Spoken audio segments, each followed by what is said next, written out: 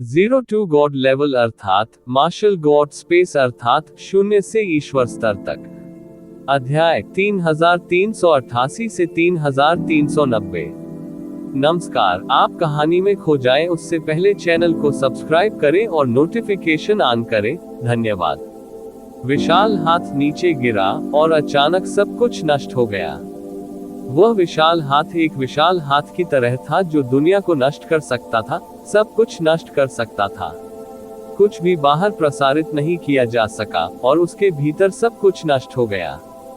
कानूनों में उतार चढ़ाव बेहद हिंसक थे, उन्हें लगातार संशोधित और मरम्मत और फिर से संशोधित किया गया। दिव्य आदरणीयों के बीच लड़ाई मूल रूप से कानूनों का संशोधन और बहाली थी।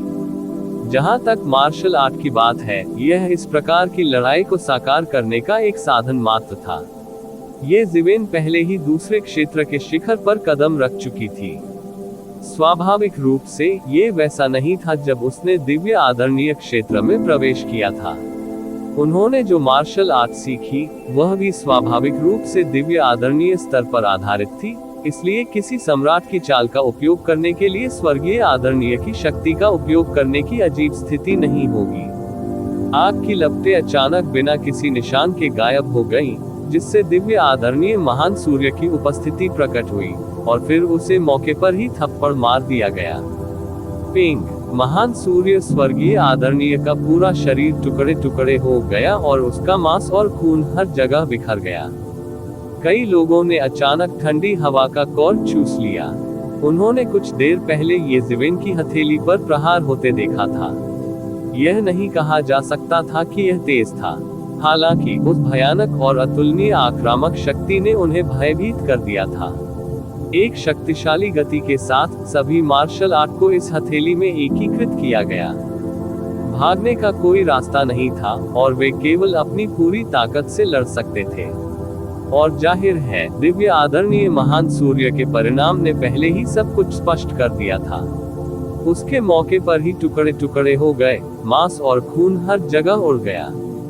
बहुत से लोग इस पर विश्वास ही नहीं कर सके। उन सभी ने ग्रेट सन हेवनली वेनेरेट और बॉय वेनेरेट के बीच लड़ाई देखी थी।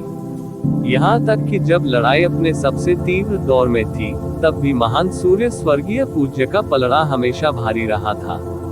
युद्ध के महानायक ने अधिक से अधिक महान सूर्य स्वर्गीय पूज्य को थोड़ा घायल कर दिया था, लेकिन ये कहना कि वह टूट गया था, कुछ ऐसा था जो पहले कभी नहीं हुआ था।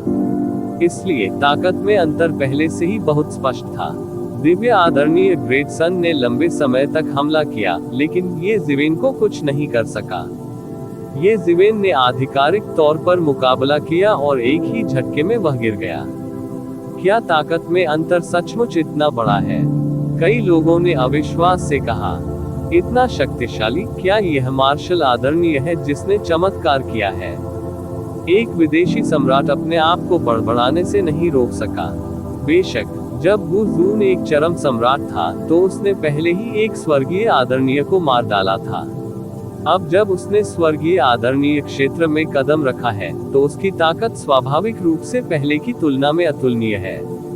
इस समय एक फॉर्चून दिव्य राजवंश के सम्राट मदद नहीं कर सके, लेकिन कहने लगे। इससे पहले जब ज़ान जून ग्रेट सन हेवनली वेनेरेबल से हार गए थे, जो एम्पायरियन बनने वाले थे, तो कुछ समय के लिए उनका ये कहकर मजाक उड़ाया गया था कि फॉर्चून गॉड राजवंश में अब कोई भी सक्षम नहीं है और कोई उत्तराधिकारी नहीं है। हालांकि वे इस तथ्य का खंडन नहीं कर सके कि ज़ान जून हार गया था। लेकिन अब यह अलग था। ये ज़िवेन ने आसानी से पलटवार किया और महान सूर्य स्वर्गीय आदरणीय को टुकड़ों में तोड़ दिया। यह उनके लिए अपना सिर ऊंचा रखने के लिए पर्याप्त था। तियानाजुन नान इसके प्रति उदासीन था, क्योंकि उसने पहले ही ये ज़िवेन की ताकत का अनुमान लगा लिया था। ये बेकार था, भले ही ग्रेट सन तियानाजुन स्वर्ग को उलट सकता था। अमर दुष्ट मास्टर की अभिव्यक्ति अंततः गंभीर हो गई, मानो थोड़ा आश्चर्यचकित हो। फॉर्चून दिव्य राजवंश में इतना शक्तिशाली स्वर्गीय आदरणीय कब से प्रकट हुआ? अपनी ताकत से वह कमोबेश कुछ सुराग देख सका, और उन्हें प्राप्त जानकारी के अनुसार ये व्यक्ति 10,000 साल पहले ही स्वर्गीय आदरणीय बन गया था, और स्वर्गीय आदरणीय के लिए 10,000 साल वास्तव में बस उंगलियों का एक टुकड़ा था। बस उंगलियों के एक झटके में वह इस स्तर तक सुधर गया था। इतनी तेजी चौंकाने वाली कही जा सकती है। करोड़ों वर्षों तक जीवित रहने वाले ये बूढ़े लोग इसे कैसे सहन कर सकते थे। यहाँ तक कि अपनी मानसिक स्थिति में भी वह थोड़ा बदलने से खुद को नहीं रोक सका। ये जीवन की ताकत उसे झटका देने के लिए पर्याप्त नहीं थी। जिस बात ने उन्हें चौंका दिया वह थी सुधार की यह गति। उसे लगा कि उसे वास्तव में इस व्यक्ति की जड़ों की जांच करने की आवश्यकता है। हालांकि समय के साथ एक साम्राज्य की ताकत जमा हो गई थी, वहां हमेशा कुछ अपवाद, कुछ स्वर्ग प्रदत्त प्रतिभाएं थी जो अतुलनीय तीव्र गति से साधना कर सकती थी, मानो वे किसी रॉकेट पर सवार हो। इस प्रकार के लोगों को सबसे कम नहीं आंका जा सकता। आहा, संपूर्ण ब्रह्मांड में तीव्र गर्जनाएं गूंज उठी। महान सूर्य स्वर्गीय आदरणीय, जिनका शरीर क्षत विक्षत हो गया था, दूर अपने भौतिक शरीर का पुनर्निर्माण कर रहे थे। अपनी स्वर्गीय पूजनीय शक्ति के साथ वह स्वाभाविक रूप से एक पल में अपनी मूल स्थिति में वापस आ सकता था। उनकी अभिव्यक्ति उग्र थी। अभी अभी ये जीवन द्वारा तोड़फोड़ किए जाने के बाद वह स्वाभाविक रूप से क्रोधित था। उसे अपनी ताकत पर पूरा भरोसा था और यहाँ तक कि उसने दुनिया को तुच्छ समझते हुए ये जीवन की भी परवाह नहीं की। लेकिन एक ही आदान प्रदान में यह नतीजा निकला। वह इसे कैसे स्वीकार कर सकता था। ये जीवन ने उसका पीछा नहीं किया। उन्होंने केवल ठंडे स्वर में कहा, महान सूर्य स्वर्गीय आदरणीय, आपके पास केवल इतनी ताकत है। आपने वास्तव में मुझे निराश किया है। आप, महान सूर्य स्वर्गीय आदरणीय, ये जीवन की अभिव्यक्ति में कुछ शीतलता और अवमानना देखने में सक्षम लग रहे थे। वह अत्यधिक क्रोधित था। ये जीवन ने वास्तव में उसका पीछा नहीं किया। साफ था कि उसे उसकी कोई परवाह नहीं थी। महान सूर्य स्वर्गीय आदरणीय और भी अधिक क्रोधित थे। उसने अपनी हथेलियां एक साथ रखी और कुछ मुहरें बनाई। उसे केवल यह महसूस हुआ कि दुनिया तेजी से घूम रही है। वह सचमुच क्रोधित था। वह ये जीवन से पूरी तरह क्रोधित था। उसके शरीर पर आग की लपटें भयंकर रूप से जल रही थी। वह अवर्णनीय रूप से दबंग था। वह खुद को महान सूर्य स्वर्गीय आदरणीय कहता था, इसलिए स्वाभाविक रूप से उसके पास एक चमकते सूरज का अत्याचार था। इस समय यह स्पष्ट रूप से परिलक्षित हुआ। उसके शरीर की सारी लपटें देखते ही देखते आग के समुद्र में बदल गईं। फिर यह सभी दिशाओं में फैल गया। जहां तक उसकी बात है, वह वास्तव में एक चमकते सूरज में बदल गया था। ये कोई भ्रम नहीं था, न ही कोई भ्रम था। वह सचमुच और पूरी तरह से एक चमकते सूरज में बदल गया था। और इस क्षण सभी दिशाओं से अनंत ऊर्जा उमड़ पड़ी। यह अनंत तारों वाले आकाश में तारों की शक्ति थी। यह पूरी तरह से उसके शरीर में संघनित हो गया, जिससे उसके शरीर पर शक्ति और अधिक मजबूत हो गई। अच्छा नहीं, वह सितारों की शक्ति का उपभोग कर रहा है और उसे अपने में बदल रहा है। वार एल्डर की अभिव्यक्ति तुरंत बदल गई क्योंकि उसने अचानक इस चाल को पहचान लिया। पहले वह सावधान हो गया था और इस चाल में हार गया था। मूल रूप से, हालांकि महान सूर्य स्वर्गीय आदरणीय उनसे अधिक मजबूत थे, सैकड़ों वर्षों की लड़ाई के बिना विजेता का निर्धारण करना असंभव था। हालांकि ग्रेट सन हेवनली वेनरेबल द्वारा इस कदम का इस्तेमाल करने के बाद वह पूरी तरह से हार गया था। वह बिल्कुल भी उसके लिए उपयुक्त नहीं था। तारों को निगलने के बाद महान सूर्य स्वर्गीय आदरणीय की शक्ति पागलपन से बढ़ गई। मूल रूप से उसे केवल पहले दायरे में एक अत्याचारी व्यक्ति माना जा सकता था, लेकिन बहुत जल्दी वह पहले दायरे के शिखर पर चढ़ गया। ऐसा लगता था जैसे उसका पूरा शरीर पूरे सृष्टि क्षेत्र को रोशन कर सकता है। ये बेहद भयानक था। वह सूर्य देव के अवतार की तरह स्वर्ग और पृथ्वी के बीच चलता रहा, और वह सचमुच सूर्य का अवतार था। ये बेहद भयानक था और लोगों को डर से कांपने पर मजबूर कर दिया। इसे सृष्टि क्षेत्र से देखने पर ऐसा लग रहा था मानो आकाश में अचानक एक और चमकता सूरज आ गया हो। आसमान में दो चमकते सूरज। ऐसा दृश्य बेहद चौंकाने वाला था। ये कुछ ऐसा नहीं था जिसकी आम लोग कल्पना कर सके। दाओवादी वू जून, सावधान रहें। उसके इस कदम से निपटना बहुत मुश्किल है।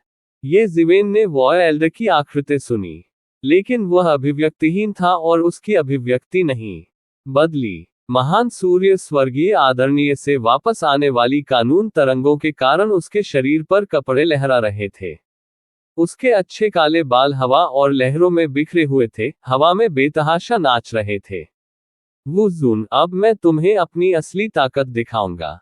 महान सूर्य स्वर्गीय आदरणीय दहाड़ते हुए अचानक बाहर निकल आए। वह चमकता हुआ सूरज आश्चर्यजनक गति से ये जिवेन की ओर दौड़ा।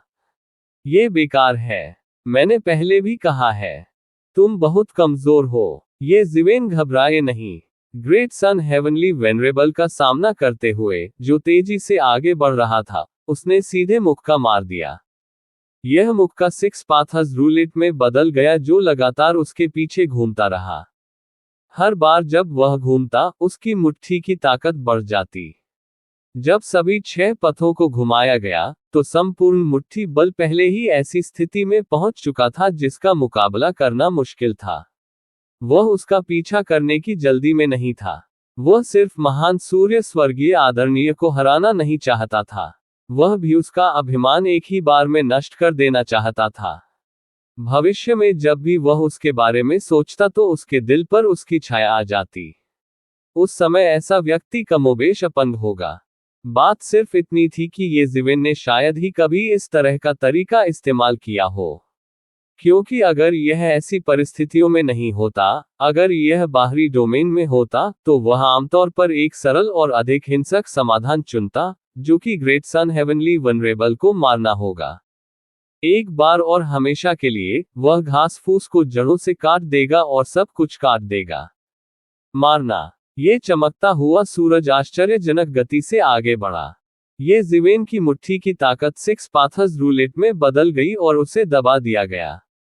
गड़गड़ाहट, गड़गड़ाहट, गड़गड़ाहट। एक चौंकाने वाली टक्कर की आवाज आई। भले ही इसे सृजन क्षेत्र में प्रसारित किया गया था, ये हर किसी के दिल में एक दबी हुई गड़गड़ाहट की तरह फूट रहा था। हर कोई केवल ये देख सकता था कि धधकते सूरज से अंतहीन लपटें निकल रही थी, जो सिक्स पाथर्स रूलेट को घेरने, जलाने और पिघलाने की कोशिश कर रही थी। लेकिन ये पूरी तरह से बेकार था। सिक्स पाथर्स रूलेट से उत्सर्जित मुट्ठी बल को हर जगह दबा दिया गया। आग की लपटें उसे जलाना तो दूर, उसके करीब भी नहीं पहुंच सकी। दूर से देखने पर, असीम स्वर्ग और पृथ्वी पर व्याप्त अंतहीन आग की तुलना में, सिक्स पाथर्स रूलेट प्रचंड हवाओं और विशाल लहरों में एक छोटी नाव की तरह थी, जैसे कि यह किसी भी समय नष्ट हो सकती है। जब सभी ने सोचा कि यह स्थिति अनंत काल तक रहेगी, सिक्स पाथर्स रूलेट और भी बड़ा होता गया। जीवित प्राणियों की सारी इच्छाएं इसमें थीं, मानो ये स्वर्ग और पृथ्वी को घेर सकता हो। पलक झपकते ही सारी लपटें दब गईं और एक ही पल में वे सब खत्म हो गईं। इसके तुरंत बाद, सिक्स पाथर्स रूलेट एक मुट्ठी बल में बदल गया, जो पूरे आकाश में घूमता रहा। इसने अरबों मील लंबी एक आकृति को खींच लिया और धधकते सूरज से टकरा गया। पिंग। गौरवशाली सूर्य, जो अकल्पनीय रूप से अत्याचारी था, इस मौके के प्रभाव से वहीं पर विस्फोटित हो गया। एक विशाल तारे का फूटना एक चौंकाने वाला दृश्य था, और यह बिल्कुल ऐसा ही चौंकाने वाला दृश्य था। अंतहीन लपटें और खून फैल गया। दूर से देखने पर ऐसा लग रहा था मानो सूरज डूबने वाला हो। आकाश में दूसरा सूरज तुरंत मंद पड़ गया और बिना किसी निशान के गायब हो गया। फिर, अंतहीन लपटों और रक्त प्रकाश से एक आकृति उल्का की तरह आकाश में उड़ती हुई उड़ी। यह अज्ञात था कि आखिरकार खुद को स्थिर करने में कामयाब होने से पहले इसने कितने तारे तोड़ दिए थे। वाह! महान सूर्य स्वर्गीय आदरणीय ने मुंह से खून उगल दिया। प्रतिवेदन किसी भी खराब अनुवाद के बारे में हमें बताने के लिए टेक्स्ट का चयन करें और रिपोर्ट पर क्लिक करें। लेस देन पिछला सूचकांक, अगला ग्रेटर देन। सब ने देखा कि उसकी छाती में एक बड़ा छेद हो गया था, जो ये जिवेन के मुंह से छलनी हो गया था। दूरी में, ये जिवेन अभी भी असीम तारों वाले आकाश में शांति से खड़ा था। उनकी अभिव्यक्ति उदासीन थी, और उनका स्वर्गीय आदरणीय महान सूर्य का पीछा करने का कोई इरादा नहीं था। वह बस उसे ऐसे देख रहा था जैसे वह कूड़े के टुकड़े को देख रहा हो। ऐसा नहीं था कि वह ऐसा नहीं कर सकता था, लेकिन वह ऐसा नहीं करना चाहता था, और वह ऐसा नहीं करना चाहता था। इस बिंदु को समझने के बाद महान सूर्य स्वर्गीय आदरणीय को कोई बेहतर महसूस नहीं हुआ। इसके बजाय उसने सार रक्त का एक कौर थूककर तारों पर बिखेर दिया। प्रत्येक बूंद आकाशगंगा को भेदती हुई हजारों बिल्लियों जितनी भारी थी। कई संप्रभु सम्राटों ने जब ये दृश्य देखा तो उनकी रीढ़ में सिहरन दौड़ गई, क्योंकि वे भी अत्यधिक शक्तिशाली थे जिन्होंने चरम सीमा तक खेती की थी। वे स्वाभाविक रूप से ये जीवन के कार्यों के पीछे के अर्थ को समझते थे। ये स्पष्ट रूप से महान सूर्य स्वर्गीय आदरणीय को बता रहा था कि उसने उसे बिल्कुल भी अपनी आंखों में नहीं डाला। तो क्या हुआ? इस प्रकार की घोर अवमानना किसी भी अन्य प्रकार के अपमान से कहीं अधिक क्रोधित करने वाली थी। पहले, चाहे महान सूर्य स्वर्गीय आदरणीय कितना भी अहंकारी क्यों न हो और वह फॉर्चून गॉड राजवंश के विशेषज्ञों को कैसे हेय दृष्टि से देखता था, ये केवल अवमानना थी। हालांकि ये जीवेन ने बस उसका तिरस्कार किया और उसे बिल्कुल भी गंभीरता से नहीं लिया। यदि वे होते तो संभवतः वे क्रोध के कारण खून की उल्टी कर देते। एक चरम विशेषज्ञ के रूप में, जो उस रास्ते पर चले थे जिस पर पहले कभी कोई नहीं चला था, उनका आत्मसम्मान बिना किसी अपवाद के बेहद मजबूत था। ये सबसे असहनीय कार्य था। साथ ही वे ये भी देख सकते थे कि ये जीवन महान सूर्य स्वर्गीय आदरणीय के दिल को तोड़ने की कोशिश कर रहा था। हालांकि यदि वे इसे देख सके तो क्या होगा? वह महान सूर्य स्वर्गीय आदरणीय से कमजोर था और उसके पास कोई रास्ता नहीं था वापसी कर सकता है। यदि यह एक चतुर बूढ़ी लोमड़ी होती जो सैकड़ों लड़ाइयां लड़ चुकी होती और कई हार के बाद भी लड़ने में सक्षम होती, तो ये बहुत अधिक नहीं होती। लेकिन ग्रेट सन जैसे युवा और अहंकारी व्यक्ति के लिए ये कदम दिल को भेदने वाली तकनीक की तरह था। उसे अपनी ताकत पर सबसे ज्यादा घमंड था। इस पहलू से हमला करने से उसकी इच्छाशक्ति को भारी झटका लगेगा। यदि महान सूर्य स्वर्गीय आदरणीय कायम नहीं रह सके तो उनके लिए सुधार करना कठिन होगा। यदि वह ऐसा कर सका तो वह स्वाभाविक रूप से कई गुना सुधार करने में सक्षम होगा। इस वजह से ये जीवेन ने शायद ही कभी इस पद्धति का उपयोग किया जब तक कि यह बिल्कुल आवश्यक न हो। हालांकि इस बात की पूरी संभावना थी कि दूसरा पक्ष इस झटके से उबर नहीं पाएगा, लेकिन जब तक दूसरा पक्ष मर नहीं जाता तब तक संभव था कि उसे इससे फायदा हो। अब से वह छलांग और सीमा से आगे बढ़ेगा और उसके लिए खतरा पैदा करेगा। हालांकि स्वर्गीय पूज्य महान सूर्य बाहरी क्षेत्रों का प्रतिनिधि था, इसलिए वह स्वाभाविक रूप से उसे मार नहीं सका। वह केवल इस पद्धति का उपयोग कर सकता था। हालांकि वह अपने दिल में थोड़ा सावधान था। तो क्या हुआ यदि स्वर्गीय पूजनीय महान सूर्य ने छलांग और सीमा से सुधार किया और दूसरे क्षेत्र में कदम रखा? वह तीसरे स्तर से केवल एक कदम दूर था। एक बार जब वह तीसरे स्तर पर पहुंच गया तो वे पुराने स्वर्गीय आदरणीय भी, जिन्हें अभी तक स्वर्ग भेदी बाधा को पार करना था, उसका कुछ नहीं कर पाएंगे। महान सूर्य स्वर्गीय आदरणीय जैसे नौसिखिया की तो बात ही छोड़ दें। महान सूर्य स्वर्गीय आदरणीय ने ये जीवेन को देखा। उसकी आंखें घृणा से चमक रही थीं। उसके गौरव को दूसरे पक्ष ने कुचल दिया था। ये दिल की लड़ाई थी। उन्होंने इसे अच्छी तरह से समझा, क्योंकि वास्तव में युद्ध आदरणीय के प्रति उनका अहंकार और ये जीवेन के प्रति उनका उकसावा भी दिल की लड़ाई थी। लेकिन ये स्पष्ट था कि उसने युद्ध आदरणीय को हरा दिया था। जब उसने युद्ध के सम्मानित व्यक्ति की गरिमा को बेरहमी से रौंदा तो ये जीवेन ने उसके चेहरे पर थप्पड़ मार दिया। दूसरे पक्ष की ताकत भारी थी। मूलतः ये कुछ भी नहीं था। यहां तक कि सबसे अहंकारी स्वर्गीय आदरणीय भी यह कहने की हिम्मत नहीं करेगा कि वह दुनिया में अजेय है। एकमात्र व्यक्ति जिसने ये कहने का साहस किया कि वह दुनिया में अजेय है, वह फॉर्चून क्रिएशन हेवन मोनार्क था। उस अवस्था में उसे जोर से कुछ भी घोषित करने की जरूरत नहीं थी, क्योंकि वह वहां खड़े होकर ही एक अजेय अस्तित्व था। लेकिन ये जीवेन उसी समय स्वर्गीय आदरणीय बन गए थे। वास्तव में ये जीवेन का साधना समय उनकी तुलना में बहुत कम था। ठीक उसी तरह जैसे उसने युद्ध के आदरणीय को हराया था, उसे भी ये जिवेन ने बेरहमी से पीटा था। उसे तब तक पीटा जाता रहा जब तक कि उसे तारे दिखाई नहीं देने लगे और उसे चक्कर न आने लगे। हालांकि भले ही वे ये जिवेन के विचारों को स्पष्ट रूप से जानते हों, फिर भी वे इस गड्ढे में गिरेंगे, क्योंकि एक चरम बिजलीघर जितना अधिक शक्तिशाली होगा, वे उतने ही अधिक आकस्मिक होंगे। इससे कोई फर्क नहीं पड़ता कि उन्होंने सतह पर इसे छिपाने की कितनी कोशिश की, वे अनिवार्य रूप से बहुत प्रभावित होंगे। वह अब भी महसूस कर सकता था कि उसका दांव हृदय अस्थिर होने लगा था। वह धूल से ढका हुआ था और अपने पीछे एक छाया छोड़ रहा था। हम्फ! एक ठंडी फुसफुसाहट विशाल आकाश को पार कर गई और एक तेज तीर में बदल गई। ये सीधे ये जिवेन की ओर दौड़ा। ये ठंडी थपकी तेज और भयंकर थी। बस एक पल में वह ये जिवेन के सामने पहुंच चुका था। बूम! ये ठंडी फुसफुसाहट ये शिवेन के शरीर में घुस गई। यह ऐसा था जैसे ये समुद्र में विस्फोटित हो गया हो। एक पल में इसने एक चौंकाने वाला ज्वार शुरू कर दिया, जिससे ये जिवेन के शरीर ने तुरंत अपनी रक्षा को सक्रिय कर दिया। कानूनों के अंतहीन उतार चढ़ाव सीधे फैल जाते हैं। नियमों के इस उतार चढ़ाव के तहत हजारों मील के दायरे में तारे पूरी तरह से शून्य में बदल गए। ये जिवेन के शरीर पर टाइम रॉप तुरंत दिखाई दिया।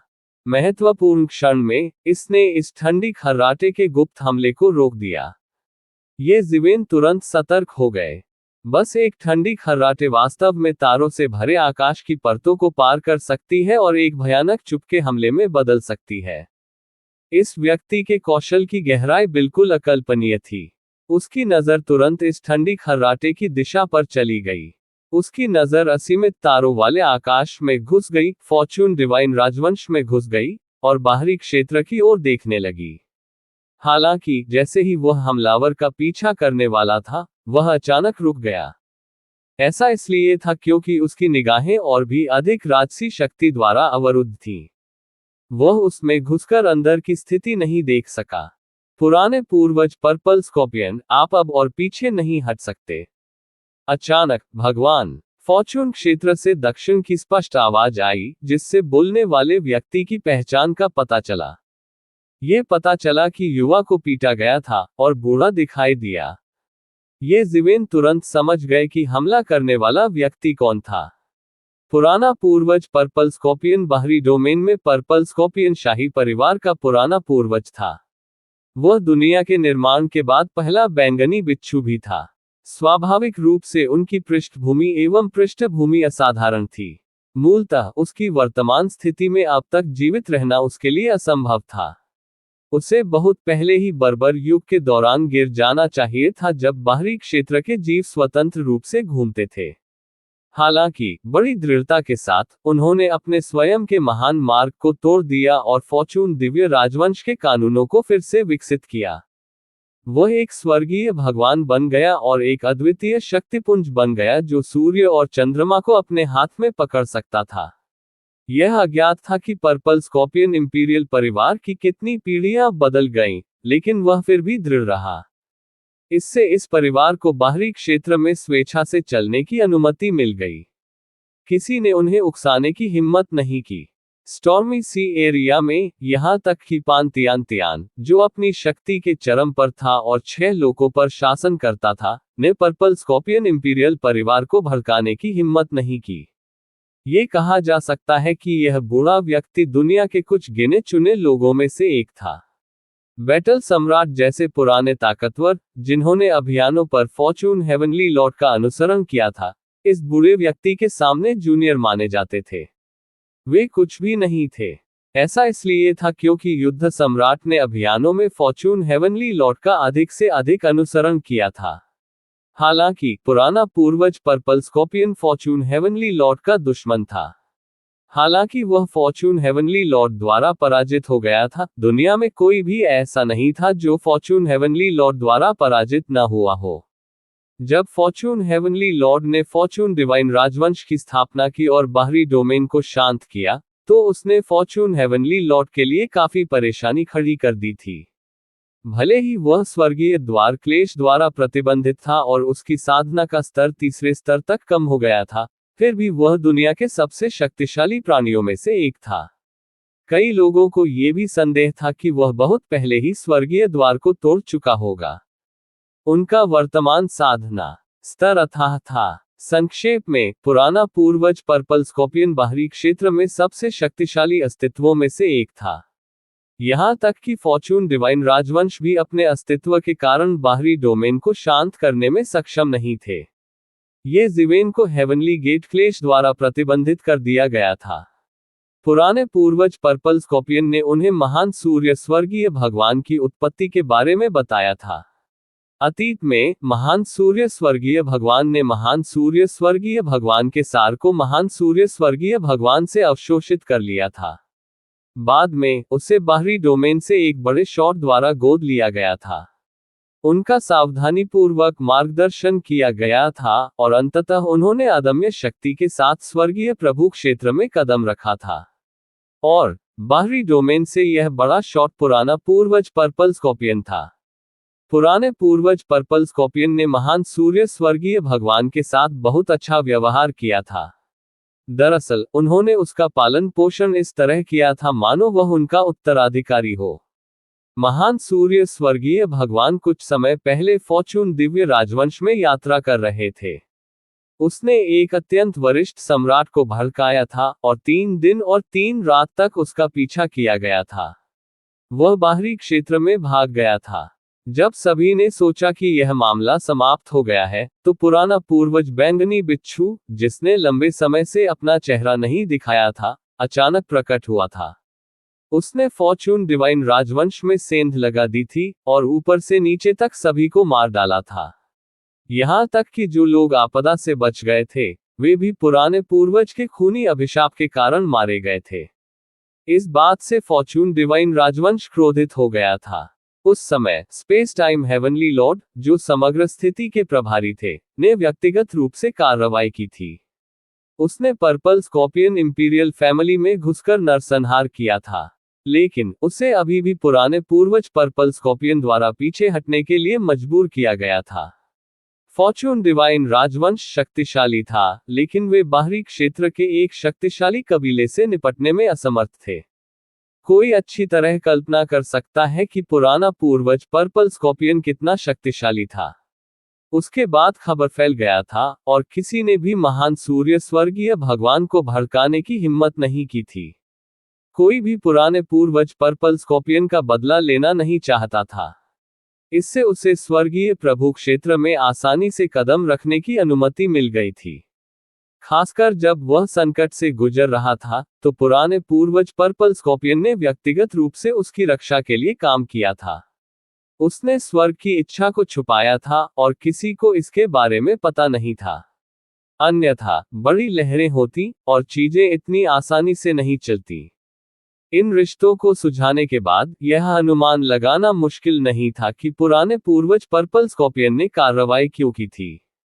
गुरुवर्गीय शिष्य की अक्षमता है जिसके कारण आपको हार का सामना करना पड़ा है। महान सूर्य स्वर्गीय भगवान के चेहरे से आंसू बह निकले। जब वह हार गया था तब भी वह नहीं रोया था, लेकिन अब वह इसे और अधिक नहीं रोक सकता था। हाँ, आप अक्षम हैं।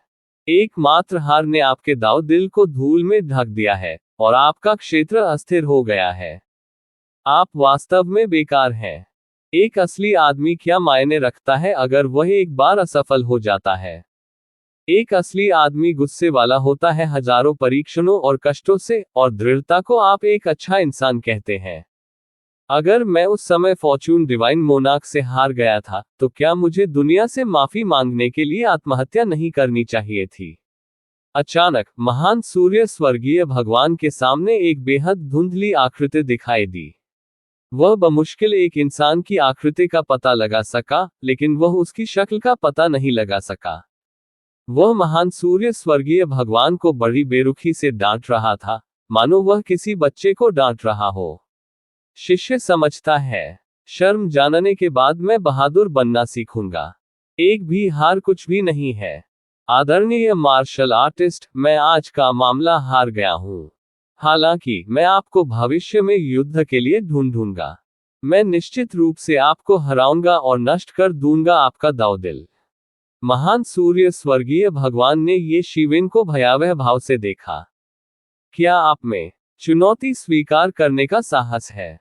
प्रतिवेदन किसी भी खराब अनुवाद के बारे में हमें बताने के लिए टेक्स्ट का चयन करें और रिपोर्ट पर क्लिक करें। लेस देन पिछला सूचकांक, अगला ग्रेटर देन। क्या आप में चुनौती स्वीकार करने का साहस है? आप पर है, ये जिवेन ने उदासीनता से कहा। इसके बजाय उसने उस आकृति को देखा।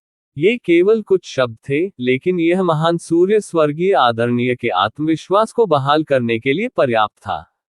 ये पुराना पूर्वज पर्पल स्कॉर्पियन सामान्य स्तर का अत्याचार नहीं था। इस प्रकार का बुरा राक्षस सबसे अधिक कष्टकारी था। यदि वह अपनी पिछली हार को सामने लाने का साहस करता है, तो इसका मतलब है कि उसे इसकी बिल्कुल भी परवाह नहीं है।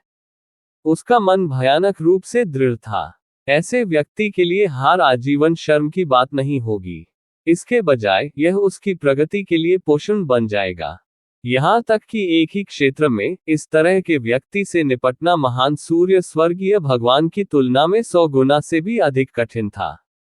यह कोई आश्चर्य की बात नहीं थी कि जब उजाड़ युग के इतने सारे दिग्गज मर गए थे तब भी वह जीवित रह सका।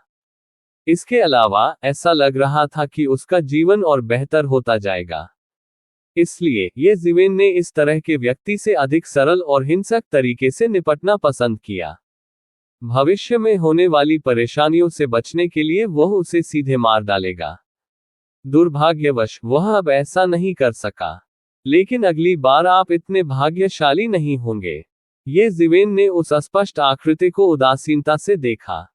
वह देख सका कि यह असली शव नहीं है। ये सिर्फ एक आत्मा का अवतार था। अगर वह चाहे तो एक पल में ही उसे मौत के घाट उतार सकता है। लेकिन इसकी कोई जरूरत नहीं थी। भले ही वह बेहद गुस्से में था, फिर भी उसने कोई कदम नहीं उठाया। ये देखकर कि ये जिवेन अभी भी उसे अनदेखा कर रहा था, महान सूर्य स्वर्गीय भगवान अभी भी बेहद क्रोधित थे। हालांकि वह अब पहले की तरह मानसिक रूप से अस्थिर नहीं था। मुख्य कारण ये था कि वह ये जिवेन से हार गया था, जिसके कारण उसका दावहौट अस्थिर हो गया था। अन्यथा वह इस तरह अपना संयम न खोता। महान सूर्य स्वर्गीय भगवान ने ठंडी सांस ली। बच्चे, बहुत घमंडी मत बनो।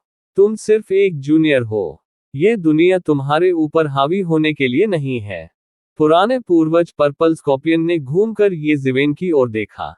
हालांकि उसका चेहरा नहीं देखा जा सका, फिर भी कोई उससे आ रहे भयानक हत्या के इरादे को महसूस कर सकता था। युवा को मारो और बूढ़ा बाहर आ जाएगा। मुझे पता है। ये जिवेन मंद मुस्कुराई। उसकी बातों में व्यंग्य हर कोई सुन सकता था। कई लोगों को केवल ये जिवेन के लिए ठंडा पसीना महसूस हुआ। ये कोई साधारण व्यक्ति नहीं था। ये पुराना पूर्वज पर्पल स्कॉर्पियन था। मैं तुम्हें बताता हूं कि तुमने अभी क्या कहा। अगली बार जब तुम मुझसे मिलोगे तो तुम इतने भाग्यशाली नहीं होगे। पुराना पूर्वज पर्पल स्कॉर्पियन ने ठंडे स्वर में कहा। अगली बार जब हम मिलेंगे तो इस बारे में बात करेंगे। ये जिवेन मुड़े और एक कदम आगे बढ़ाया। असीमित तारों वाले आकाश को छोड़कर फॉर्चून गॉड राजवंश में लौट आए। हालांकि पर्पल स्कॉर्पियन पूर्वज अत्याचारी था, लेकिन ये जिवेन को डराने के लिए पर्याप्त नहीं था। यदि ये शिवेन के पास इतनी ही बुद्धि होती, तो शायद वह साधना के पथ पर पहले ही मर गया होता। मास्टर, आपके शिष्य ने आपको निराश किया है। हालांकि मैं कड़ी मेहनत करूंगा और भविष्य में इस सम्मानित मार्शल आर्टिस्ट को मार डालूंगा। महान सूर्य स्वर्गीय आदरणीय ने शपथ ली। पुराने पूर्वज पर्पल स्कॉर्पियन ने टिप्पणी करने से इनकार कर दिया। इसके बजाय उन्होंने कहा, जरूरी नहीं कि यह असफलता आपके लिए बुरी बात हो। जब से आप पैदा हुए हैं तब से आपको मेरी सुरक्षा प्राप्त है।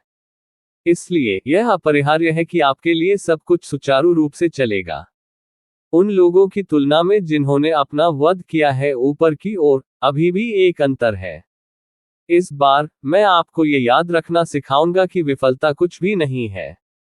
भयावह बात यह है कि जो लोग विफलता के बाद उबरने में असमर्थ हैं, वे कचरा हैं।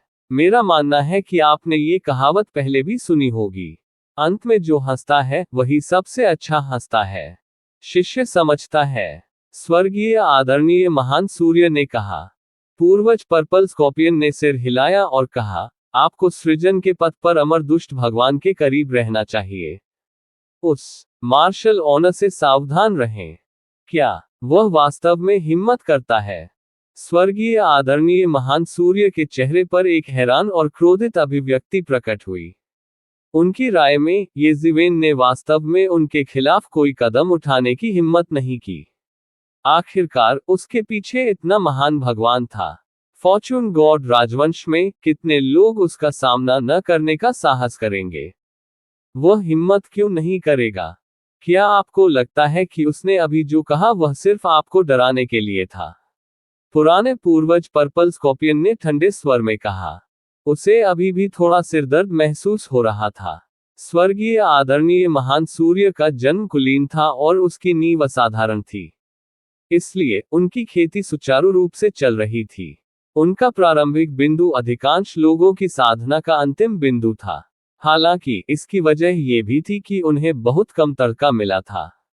हालांकि उन्होंने कई बार बाहर की यात्रा की थी और कई भयंकर युद्धों का अनुभव किया था, एक शक्तिशाली व्यक्ति की नज़र में जो उजाड़ युग से गुजरा था, मृत्यु से कई बाल बचने का अनुभव किए बिना कोई व्यक्ति वास्तव में अपने स्वभाव के परिवर्तन को कैसे पूरा कर सकता है? वास्तव में शक्तिशाली लोगों ने विशेषज्ञों का सामना करने, खरपतवार काटने और जड़ों को नष्ट करने के लिए हर संभव प्रयास करने का साहस किया। वे स्वर्गीय आदरणीय महान सूर्य की तरह नहीं थे, जो केवल उन लोगों से निपट सकते थे जो उनसे बहुत हीन थे। वह देख सकता था कि एक निश्चित अर्थ में येज़िवेन उसके जैसा ही व्यक्ति था। एक बार जब उसने अपना मन बना लिया, तो उसे पूरा करने के लिए वह कुछ भी करेगा। बाहरी क्षेत्र में उल्लेख करने की आवश्यकता नहीं है, भले ही वह फॉर्चून गॉड राजवंश में एक स्वर्गीय आदरणीय था, वह अपनी हत्या के इरादे का सामना करने में सक्षम नहीं होगा। इसलिए ऐसे लोगों के साथ व्यवहार करते समय किसी को या तो उन्हें अपमानित नहीं करना चाहिए या जितना संभव हो सके उन्हें मार देना चाहिए। आखिरकार अगर कोई ऐसे लोगों को नहीं मारता, तो वे तुम्हें मार डालते। उनका मानना था कि येज़िवेन स्वर्गीय आदरणीय ग्रेट सन से निपटने और यहाँ तक कि उससे निपटने की योजना बना रहे होंगे।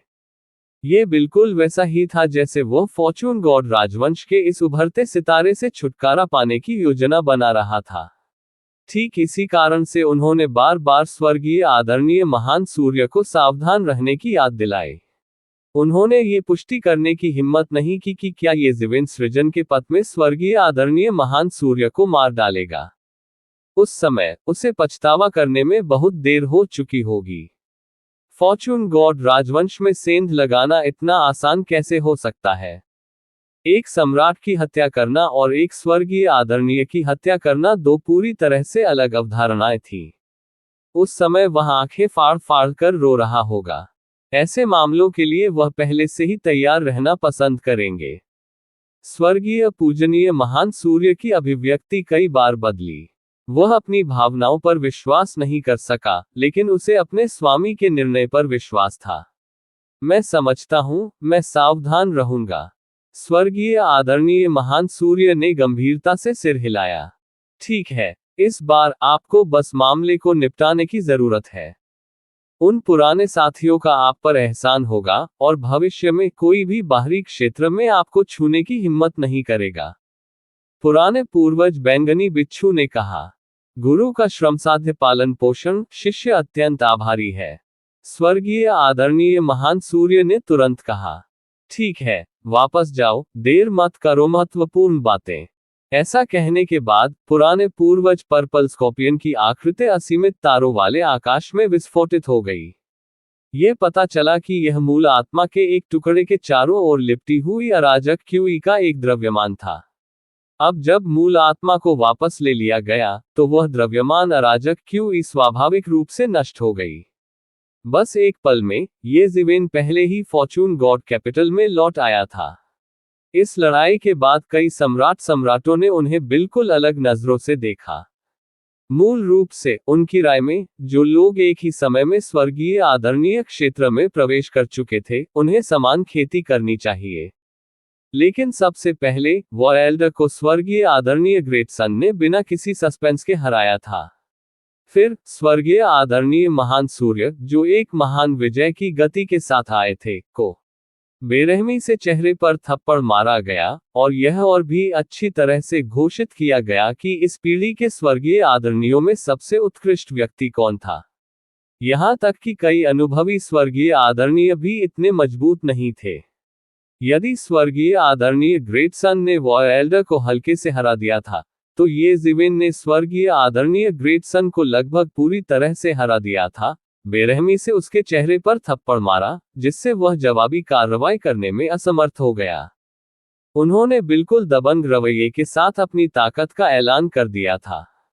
शायद भविष्य में कोई भी इस गुरु को कमतर आंकने की हिम्मत नहीं करेगा। ये सम्राट स्वर्गीय आदरणीयों के दायरे के बीच अंतर को देखने में सक्षम नहीं हो सकते हैं, लेकिन कम से कम वे ये देख सकते हैं कि ये जिविन पूरी तरह से उन दोनों से ऊपर होना चाहिए। और उनकी तुलना में उपस्थित स्वर्गीय आदरणीय और लड़ाई को देख रहे लोगों के लिए यह अनुमान लगाना मुश्किल नहीं था कि ये जिविन पहले ही दूसरे क्षेत्र में प्रवेश कर चुका था। स्वर्गीय आदरणीयों के बीच प्रत्येक क्षेत्र के बीच का अंतर बहुत बड़ा था। अंतिम क्षण में स्वर्गीय आदरणीय महान सूर्य ने स्वर्ग और पृथ्वी के सितारों की शक्ति को अवशोषित कर लिया था, और उनकी साधना थोड़े समय में पहले क्षेत्र के चरम पर पहुंच गई थी। लेकिन फिर भी ये जिविन के सामने उसके पास अभी भी जवाबी कार्रवाई करने की ताकत नहीं थी। हालांकि उन्होंने केवल कुछ ही चालों का आदान प्रदान किया था, उनके बीच के विशाल अंतर को बाहरी लोगों द्वारा भी आसानी से महसूस किया जा सकता था। यदि उन्होंने सही अनुमान लगाया, तो ये जिविन को पहले ही स्वर्गीय आदरणीय क्षेत्र में प्रवेश कर लेना चाहिए था, और इस वजह से उन्हें अतुलनीय सदमा लगा। ये जिविन ने 10,000 साल पहले ही स्वर्गीय आदरणीय क्षेत्र में प्रवेश किया था, और अब वह वास्तव में एक और स्वर्गीय क्लेश को पार कर गया था। उन्हें सामान्य स्वर्गीय आदरणीयों से अधिक सुधार करने में केवल 10,000 वर्ष लगे, जिन्होंने सैकड़ों हजारों वर्ष बिताए। ऐसी प्रगति स्वाभाविक रूप से चौंकाने वाली थी। हालांकि वे नहीं जानते थे कि ये जिविन ने अपनी पूरी ताकत का इस्तेमाल नहीं किया है। वह पूरे समय स्वर्गीय पूजनीय महान सूर्य का दमन करता रहा था। इसलिए हर कोई केवल ये जानता था कि उसने दूसरे क्षेत्र में प्रवेश किया है, लेकिन वे यह नहीं जानते थे कि न केवल उसने दूसरे क्षेत्र में प्रवेश किया है, बल्कि वह दूसरे क्षेत्र के शिखर में भी प्रवेश कर चुका है। तीसरे क्षेत्र में प्रवेश करने में सक्षम होने के लिए उसे केवल थोड़ा और समय चाहिए था, नहीं तो उन्हें और भी सदमा लगेगा। शायद कई लोगों के मन में उसका गला घोंटने का ख्याल भी आया होगा। ऐसी प्रगति सचमुच बहुत चौंकाने वाली थी। इसने आदर्श के बारे में उनकी समझ को पहले ही तोड़ दिया था। शायद इससे वे घबरा जाएंगे और उसे निशाना बनाने के लिए एकजुट हो जाएंगे। यही कारण था कि ये जिविन अभी भी अपनी ताकत छिपा रहा था। वह अभी भी इंतजार कर रहा था, तीसरे लोक में अपने सहज संक्रमण की प्रतीक्षा कर रहा था। उस समय यदि वे मिलकर भी उसे रोकना चाहें तो भी यह असंभव होगा। उस समय सचमुच उसकी गति स्थापित हो जाएगी। उसे रोकने की कोशिश करने वाले किसी की भी उसे परवाह नहीं थी। हा, शाबाश, आपने इस आदमी को अच्छा सबक सिखाया। वार एल्डर ने अभिवादन किया और कहा। हालांकि वह नहीं था जिसने ये जिविन को हराया था, ये जिविन ने उसे एक अच्छा सबक सिखाया और उसका ताओवादी दिल लगभग तोड़ दिया। इससे उन्हें अतुलनीय प्रसन्नता का अनुभव हुआ। वह जिस अवसाद को हाल ही में महसूस कर रहा था, वह अचानक ही दूर हो गया। ये तो बस एक छोटी सी बात है। इस स्तर पर, ये बस इतना ही है, ये जिवेन ने हल्के से कहा। इन शब्दों ने आउटर डोमेन के ताकतवर लोगों को बेहद नाखुश कर दिया। हालांकि उन्होंने इस समय ये जिवेन से कुछ भी कहने की हिम्मत नहीं की। वे सिर्फ सम्राट क्षेत्र के विशेषज्ञ थे। एक स्वर्गीय गुरु के सामने बकवास करने की हिम्मत करना सीधे तौर पर मौत को दावत देना था। ये जिवेन इस समय स्वर्गीय आदरणीय महान सूर्य को नहीं मार सकते थे। हालांकि अगर ऐसा था, बस उन्हें यह मुश्किल नहीं होगा। शीघ्र ही स्वर्गीय आदरणीय महान सूर्य भी अनंत तारों वाले आकाश से लौट आए। हालांकि उसका रंग ये जिवेन जितना अच्छा नहीं था।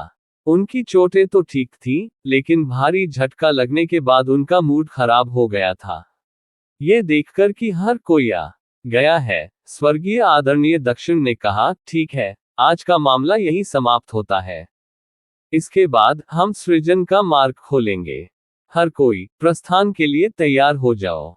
प्रतिवेदन किसी भी खराब अनुवाद के बारे में हमें बताने के लिए टेक्स्ट का चयन करें और रिपोर्ट पर क्लिक करें। लेस देन पिछला सूचकांक, अगला ग्रेटर देन। इसी प्रकार के अपडेट्स लेते रहने के लिए हमारे चैनल ऑडियो बुक्स 108 को सब्सक्राइब करें और नोटिफिकेशन ऑन करें। धन्यवाद।